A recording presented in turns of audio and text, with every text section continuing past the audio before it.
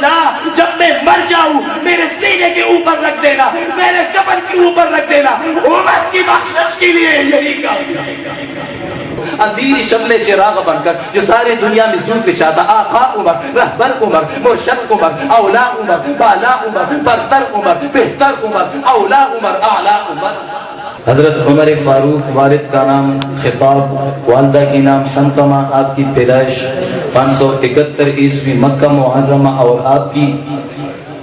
شہادت 1 محرم کو مدینہ منورہ میں ہوئی۔ حضرت عمر فاروق وہ شخص ہے جس نے عناصر اربع پر حکومت کر کے 22 لاکھ مربع میل پر اسلام کا جھنڈا لہرایا،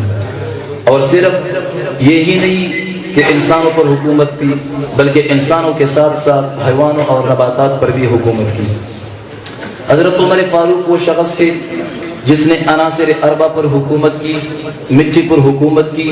پانی پر حکومت کی، ہوا پر حکومت کی، مٹی پر حکومت کی، مٹی پر زمین کانپ رہی تھی، ٹوکر لگا کر کہا تم جاؤ، وہ تم گئی۔ آگ پر حکومت کی، آپ کو بتایا گیا کہ مدینہ منورہ کے وادی میں آگ لگی ہے کہ عمر کا رومال لے جاؤ اور آگ سے کہو کہ عمر نے لے جائے، آگ رک گئی۔ پانی پر حکومت کی، بتایا گیا کہ دریا رکا ہوا ہے، کہا میں خط لکھتا ہوں دریا کو دے کے آؤ، تو دریا کی پانی بہنا شروع ہوا۔ ہوا پر حکومت کی، حضرت عمر فاروق ممبر پہ بیٹھ کے خطبہ دے رہا ہے، ہزاروں میل کے فاصلے جہاد ہو رہا ہے، وہاں پہ مشرک مومن آپس میں جنگ لڑ رہے ہیں، وہاں سے اللہ نے دکھایا، یہاں سے ممبر پہ بیٹھ کے کہا یا ساریہ الی الجبل، ہوا پیغام لے کے جا رہی ہے۔ عمر وہ جو اٹھے عزیز کا عنوان بنے، ممبر پہ چڑھ کے بولے حق کا بیان بنے، ہجرت کرے جرت کا اعلان بنے، مشورہ دے رب کی زبان بنے، بولے قرآن بنے، تولے میزان بنے۔ سب سے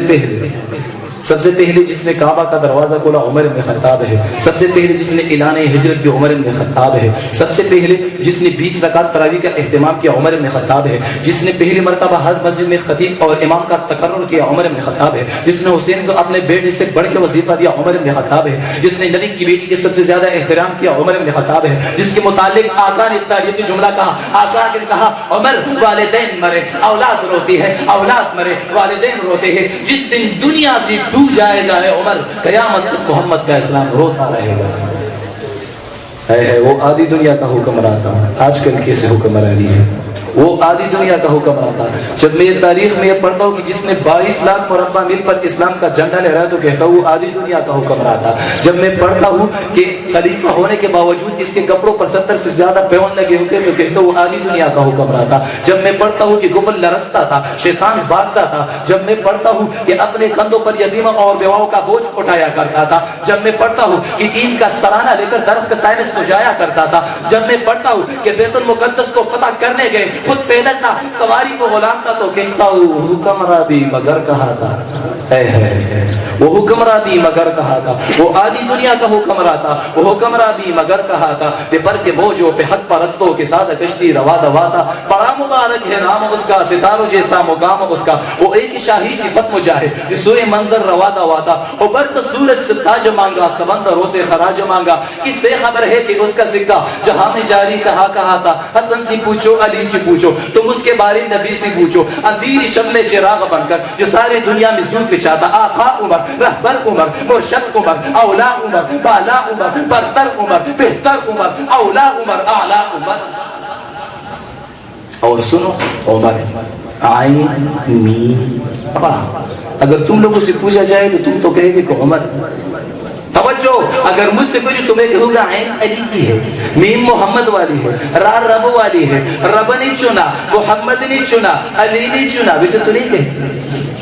ایک دن حضرت عمر فاروق ممبر پہ بیٹھ کے خطبہ دے رہے ہیں، سامنے والی گھر میں حضرت حسین ہے، حسین کی لڑکپن ہے، یوں بچوں کے ساتھ کھیلتے ہیں،